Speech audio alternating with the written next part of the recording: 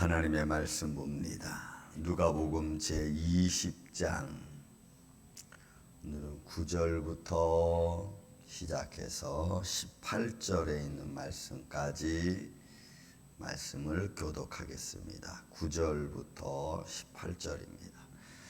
그가 또 이 비유로 백성에게 말씀하시기를 시작하시니라.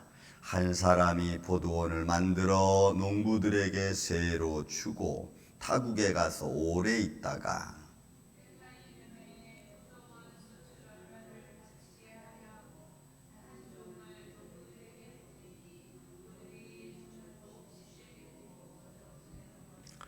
다시 다른 종을 보내니 그도 몹시 때리고 능욕하고 거저 보내었거늘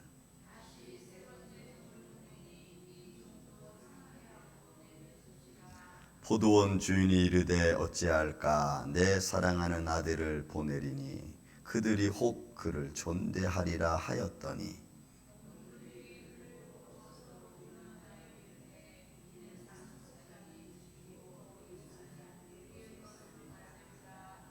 포도원 밖에 내쫓아 죽였느니라. 그런즉 포도원 주인이 이 사람들을 어떻게 하겠느냐.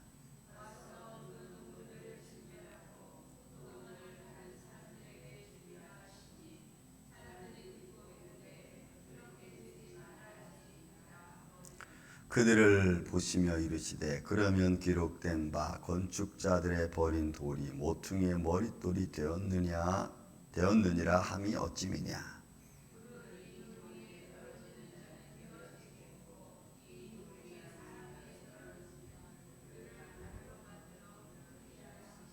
아멘. 자, 오늘 농부의 이 포도원 농부에 대한 비유를 통해서 두 가지를 말씀하죠. 하나는 포도원에 관한 내용을 하나 이야기하고 그것을 비유 들어서 건축자들이 버린 머릿돌에 관한 이야기 두 가지 이렇게 나누어서 말씀을 비유를 들어 말씀하고 있습니다. 자, 분명한 것은 이 포도원 비유도 역시 하나님 나라와 연결되어져 있는 것을 볼 수가 있죠. 그러니까 주님이 하시는 말씀은 그 어느 것도 하나님 나라와 연결되지 않은 것이 없습니다. 그리고 그 하나님 나라에 가는 과정 속에서 우리의 인생이 결부되어져 있다는 것도 우리 또한 잊지 말아야 됩니다. 여러분, 우리가 하나님 나라 가는 것은 여러분 하나님 예수 그리스도의 이름으로 말미암아 믿음으로 말미암아 가죠. 그러나 우리의 인생이 가는 길에 있어서 우리가 우리의 인생, 내 인생을 하나님 앞에 어떻게 드리냐는 것은 너무너무 중요합니다. 절대로 우리는 하나님 나라에 간다고 해서 우리 마음대로 이런다 저런다고 해서 되는 문제가 아니죠. 또 하나님 나라의 믿음의 길을 걸어가는 데 있어서 마치 농부가 이 새로 받은, 분명히 여러분 이게 새로 줬다 그랬습니다. 한 사람이 포도원을 만들어 농부에게 새로 줬습니다. 그러니 그 새로 받은 그 농장은, 포도원 농장은 내 것이 아닌데 사람들은 새로 받아놓고 그것을 내 것으로 본다는 거죠. 여러분, 우리 생명이 우리 겁니까? 여러분, 우리 삶이 우리 겁니까? 우리는 그 삶을 받았죠. 그러니까 우리는 그 삶을 받은 우리는 그냥 열심히 살아가야 됩니다. 열심히 내가 하는 일 열심히. 근데 그 열심히 하나님의 나라와 내게 생명을 주신 일을 향하여 내가 열심히 하는 거죠. 근데 그걸 가지고 내가 이렇게 열심히 하고 저렇게 열심히 하다 보니까 우리가 착각에 빠집니다. 무슨 착각이? 내 것이라고 착각에 빠지는 거죠. 그러니까 내 것이라고 착각에 빠지다 보니까 내 걸 주장하게 되고 내 힘든 걸 주장하게 되고 내가 어려운 걸 주장하게 되고 할 수 없다고 말하게 되는 거예요. 그러다 보니까 정작 그렇게 준 분에 대해서 별로 탐탁치 않은 거예요. 여러분, 이런 말씀들은 우리가 좀 정말 귀담아 듣고 이러면 안 되는 거구나를 우리는 깨달아야죠. 그리고는 그 삶을 우리가 바꿔가는 게 우리가 정상적인 모습 중에 하나입니다.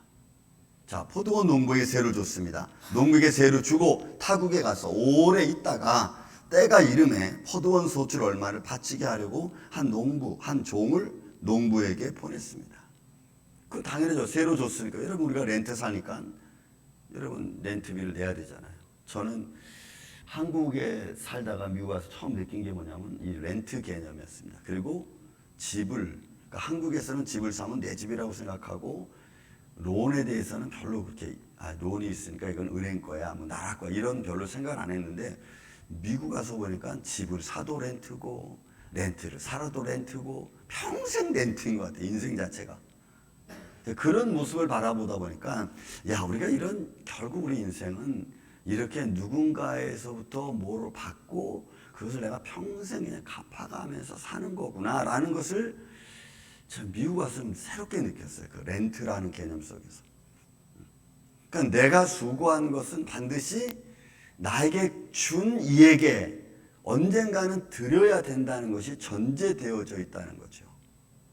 여러분 우리 인생이 그래서 살다 보면 결국은 나에게 내 생명을 주신 이에게 내가 이렇게 살아온 생명의 가치를 살아온 어떤 삶의 대가를 하나님께 드려야 되는 거죠. 예를 들어 우리가 인생 지금까지 살아오면서 우리는 뭘 남겼습니까?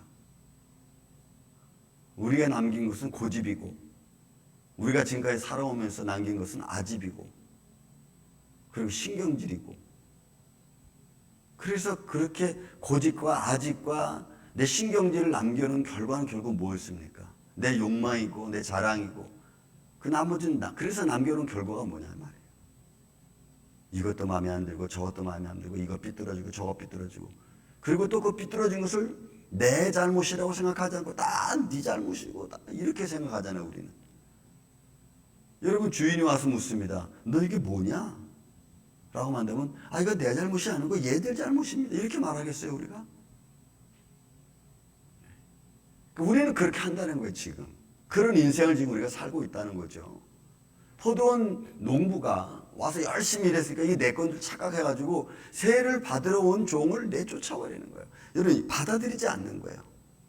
몹시 때리고 거저 보냈다는 것은 여러분 받아들이는 거예요. 대가가 없다는 거예요. 이건 네가 한 게 아니라는 거죠. 당신이 한 게 뭐가 있냐는 거지. 여러분 우리의 인생에 살 수 있는 생명의 능력, 생명이 살아갈 수 있는 우리가 세상적으로 시드머니, 생명의 능력. 그래서 여러분 어린아이들 가만히 보세요. 저런 어린아이들은 어떻게 저렇게 힘이 나서 맨날 하루 종일 뛰어놀아도 지치지 않을까? 왜요? 그 살아갈 수 있는 생명력을 하나님이 어린아이에게 줬기 때문에 여러분 살아가는 거예요. 지금 저와 여러분들은 마찬가지입니다. 우리가 지금 이렇게 살 수 있는 것은 아직은 내가 살 수 있고 뭔가 할 수 있는 생명력을 하나님 내게 주셨으니까 내가 지금 살고 있는 겁니다. 힘들어도 살고 있는 거예요. 그 기운이 다 떨어지면 우리는 하나님 내 부름 앞에 갈 겁니다. 그러니까 우리는 반드시 마지막에 결산이 있다는 것을 우리는 잊지 말아야 됩니다. 여러분 잊지 마십시오. 여러분들은 반드시 다 우리가 주님 앞에 설 겁니다. 그리고 내가 인생 7, 80을 90을 살아온 것에 대한 결산을 하나님이 요구할 것입니다. 물론 우리의 죄는 십자가의 보혈로 씻어져서 그 죄는 가리운 바 되겠지만 그러나 내가 인생 살아온 것에 대한 결산을 반드시 여러분들은 하나님 앞에 내놓아야 될 겁니다. 그것이 여러분들이 살아온 인생에 대한 하나님이 주시는 상급일 겁니다. 상급. 그 상급을 받는 자가 있고 여러분 우리 고린도서 3장에 말하잖아요. 너희가 우리 구원이 불 가운데서 얻은 것 같아서 여러분은 불이 내가 한 모든 공력을 태운다 그랬잖아요.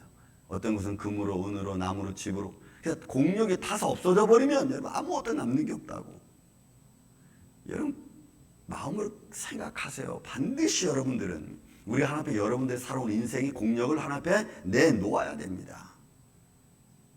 그것이 상급과 연결될 겁니다. 그래서 불 가운데서 얻은 구원이 될 거냐, 불 가운데서 얻은 구원이 될 거냐, 아니면 잘했다 착하고 충성된 자와 풍성한 가운데 받는 구원이 될 거냐. 뭐 어쨌든 난 구원만 받으면 돼.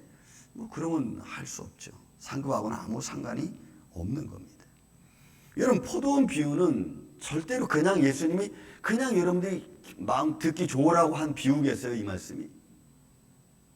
그렇진 않잖아요. 그러면 이 말씀이 그냥 듣기 좋으라고 한 말씀이 아니라면 반드시 이 말씀은 교훈이 있고 이 말씀을 통해서 너희는 어떻게 살아야 된다는 것을 우리에게 말씀해 주는 거잖아요. 몹시 때리고 거저보내고 능욕하고 거저보내고 그리고는 상하게 해서 쫓아내고. 그러니까 우리에게 내가 마땅히 감당한 것에 대하여, 내가 한 일에 대하여 하나님께서 주신 은혜를 내가 잘 감당하고 또 잘 받아들여서 또 인정하고 하나님께 다시 하나님 내게 주시면 내게 주신 거 다시 하나님께 감사하고 이렇게 서클 돼야죠. 하나님은 내게, 나는 다시 하나님에게. 그래서 우리의 인생의 삶의 영적인 문제가 서클 돼야 되죠. 하나님과 나와의 관계가 이렇게 잘 서클로 돌아가야 돼. 근데 하나님은 한없이 주시는데, 살아갈 수 있도록 모든 삶의 과정과 현상을 다 주시는데 나는 아무것도. 하나님 이게 준 겁니까? 하나님 이래도 되겠습니까? 맨날 이러고만 있으면 하나님이 조화를 하시겠냐 이 말이에요. 그리고 내 맘대로 하고. 여러분, 우리가 농부라는 사실을 잊지 마시기를 예수님의 이름으로 축원을 드립니다. 저와 여러분은 하나님께 생명을 부여받은 인생입니다. 내 것이기 전에 하나님이 내게 주셨다. 그러니 그 인생을 잘 살아가서 하나님 앞에 내가 이렇게 살았습니다 라고 우리는 하나님 앞에 내가 이실직고 해야 돼요. 하나님 심판대 앞에서. 그냥 예수님이 십자가 보혈로 내 죄를 싹 가려줬으니까 끝. 예, 예수님이 십자가 보혈로 구원받는 건 문제 없어요. 그렇지만 상급의 문제는 아마 다를 거예요. 내가 성경 말씀은 수없이 얘기잖아요. 내가 행한 대로 내가 갚아주겠다 그러죠. 내가 행한 대로. 그러니까 여러분 절대로 우리의 인생에 살아온 행위가 아무것도 아닌 게 아닙니다. 그러니 매 순간순간 우리는 어떤 인생을 살아가고 어떤 결정을 하고 어떤 믿음의 마음을 갖고 내가 갈 것인가를 여러분 우리는 마음을 잊어버리면 안 되는 거예요. 그렇게 내쫓으니까 여러분 33절 14절에 포도원 주인이 이르되 어찌하여 내 사랑하는 아들을 어찌할까 내 사랑하는 아들을 내가 보내리니 그들이 혹 그는 존대하리라 하였더니 농부들이 그를 보고 서로 의논하여 이르되 이는 상속자니 죽이고 그 유산을 우리가 우리 것으로 만들자. 이런 얼마나 괴팍하고 얼마나 고집적이고 자기중심적입니까? 주인의 아들까지도 알아보지 않고 받아들이지 않는 이 패역한 농부들의 모습을 여러분 보십시오. 왜 예수님이 이런 비유를 우리한테 지금 들려줍니까? 포도원 비유는 풍성한 비유입니다, 사실은. 그리고 포도원 비유는 그냥 아무렇게나 이렇게 주고 너 이거 해라라고 준 그런 비유도 아니에요. 이거는 풍성한 포도나무고 소출이 많은 포도원이고, 그러니까 거기서 풍족하고 넉넉하게 살아갈 수 있도록 농부들에게 준 거예요. 근데 그 풍성하고 넉넉하게 살아갈 수 있는 것 때문에 오히려 하나님을 주인을 배반하고, 그죠? 그러면 안 되죠. 그 예수님은 이 비유를 우리에게 들려주는 거예요. 그리고는 주인이 그렇게 하나님께서 우리에게 그 농부로 새로 준 그 농장이 그렇게 아름다운 건데 그걸 자기 거로 착각해서 내 것이니까 내 인생이니까 여러분 관여하지 마십시오라고 한 그런 농부들에게 하나님 하실 말씀 뭐예요? 내가 와서 저들을 진멸하겠다는 거예요. 내 것이 아니고 내 거라는 거예요, 여러분. 우리는 우리 인생에서 꼭 잊지 말아야 할 게 하나 중요합니다. 내 인생, 내 생명은 내 것이 아니고 하나님 것입니다. 여러분 믿습니까? 하나님 오늘 저녁, 오늘 삶이라도 너 컴온 하면 우리는 끝나는 거예요. 그 상태에 가서 우리는 하나님 앞에 이실직고 해야 됩니다. 그 상태에서 너는 내가 평생 이렇게 줬는데 너 뭐 했니? 여러분 나 잘난 맛으로 내가 살다가 결국 하나님 앞에 가서 아무것도 한 게 없으면 여러분 우리는 그래서 여러분 우리는 하나님의 상급이 있다는 것을 기억해야 됩니다. 여러분 시브리서 11장 6절을 말씀하잖아요. 그는 상 주시는 이심을 믿어야 할지니라. 반드시 여러분 계산서가 날라옵니다. 와서 그 농부들을 진멸하고 포도원은 다른 사람의 주리라. 그리고 포도원을 뺏어가는 거죠. 생명도 뺏어가는 거죠. 하나님 오라. 사랑하는 이 아침의 성도 여러분, 주님께서 이 포도원 비유를 통해서 우리의 인생을 보죠. 여러분 이거 전체가 아닙니까? 새로 준 시간부터 시작해서 그 새를 받으러 오는 순간은 우리의 인생으로 말하면 평생입니다. 내가 생명을 갖고 이 땅에 와서 평생을 살아가다가 마지막에는 네가 살아온 것을 내가 새로 받는 거죠. 네가 잘 먹고 잘 살고 다 살 수 있도록 풍성하게 줬잖아. 그런데 그것에 대해요? 당신이 한 게 뭐 있습니까? 우리가 다 농사짓고 우리가 다 거두고 우리가 다 했는데 우리가 이렇게 말하겠어요? 그럴 수 없어요. 그리고 아들, 결국은 아들이라는 것은 뭐냐면 이 포도원 주인은 나다라고 말씀하는 거죠. 여러분, 우리 생명의 주인은 나다라고 예수님 말씀하시는 거예요. 근데 no 하는 거죠. 우리는 당신이 아닙니다. 이거 우리가 가꾸고, 내가 지금 열심히 내 몸 가꾸고 내가 열심히 일해서 내가 내 인생 살아오지 않았습니까? 어떻게 이게 당신 겁니까? 반문해요, 우리는. 여러분, 우리는 그런 어리석은 일을 범하지 말아야 됩니다. 하나님 앞에 철저하게 우리가 회개하고 내게 주어진 인생을 마지막까지 잘 이끌어가서 하나님 앞에 제가 부족하지만 이렇게 했습니다 라고 우리는 고백해야 됩니다. 그래야 내가 수고한 것에, 포도원에서 누린 그 축복의 열매가 다음에 하나님 나라의 상급까지도 그게 연결되어지는 거죠. 자, 그렇지 않으면 어떻게 됩니까? 17절. 그들을 보시며 이르시되 그러면 비록 기록된 바 건축자들의 버린 돌이 모퉁이의 머릿돌이 되었느니라 하며 어찌 된 말이냐 묻는 거예요. 그랬더니 그들이 할 말이 없어요. 삶의 기초가 되는 것, 건축에서 기초가 되는 것, 인생의 삶의 기초가 되는 것. 여러분, 우리 인생의 삶의 기초는 뭡니까? 하나님의 은혜 아닙니까? 나에게 생명을 주신 은혜. 그러면 그 생명을 가지고 우리는 어떤 모습으로 이제는 갈 것인가를 잘 결정해야 됩니다. 여러분, 우리 인생의 틀을 바꾸는 것은 결코 쉽지 않아요. 하지만 바꾸지 않으면 안 되는 거죠. 죄악의 그늘 아래 살아가는 저와 여러분은 그렇게 가야 됩니다. 그게 힘든 거죠. 그게 영적인 싸움이고. 그러나 그걸 반대한다면 이렇게 되는 겁니다. 18절. 무릇 이 돌 위에 떨어지는 자는 깨어지겠고 이 돌이 사람 위에 떨어지면 그를 가루로 만들어 버리는 거죠. 여러분, 반석 대신 예수 그리스도, 우리가 반석 대신 예수님과 부딪히면 여러분 예수님이 깨집니까? 내가 깨집니까? 반대로 예수님 내게 찾아오면 예수님이 망가집니까? 내가 망가집니까? 그런데 우리는 자꾸 거꾸로 생각하려고 그래요. 반문하려고 그러고. 여러분, 하나님의 사랑의 관계 속에서 반문할 때가 있습니다. 반문할 때가. 정말 내 힘으로 안 되고 내 능으로 안 될 때는 하나님 앞에 반문할 수밖에 없어요. 여러분, 모세도 보세요. 출애굽기 5장에 보면은 하나님 어찌하여 나를 보내셨습니까? 나는 할 수 없고 저들을 변화시킬 수 없습니다. 이런 반문해요. 그때 하나님이 걱정하지 마라. 내가 너 할 테니까 너 걱정하지 마라. 이렇게 말하죠. 여러분, 우리는 한날 한날 매 순간순간 살아가면서 여러분, 우리가 마음에 신경 쓸 것들이 많죠. 육신의 힘으로 안 될 것들이 얼마나 많아요. 그러니까 우리는 할 수 없이 기도할 수밖에 없는 거예요. 예수님 도와주세요.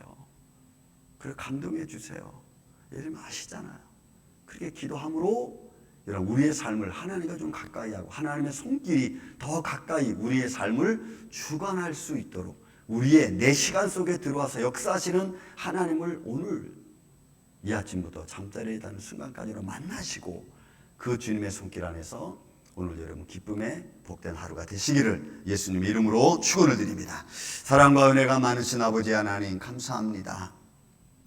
한날 한날 살아가는 삶의 과정이 내 것이기 전에 주님의 영광을 드러내야 된 주님의 인생인 줄로 믿습니다. 우리가 비록 살아가는 작은 한날이지만 그러나 이 한날 속에서도 살아계신 하나님이 우리의 삶을 통하여 드러나기를 원합니다. 우리가 농부라는 사실을 잊지 말게 하여 주옵소서.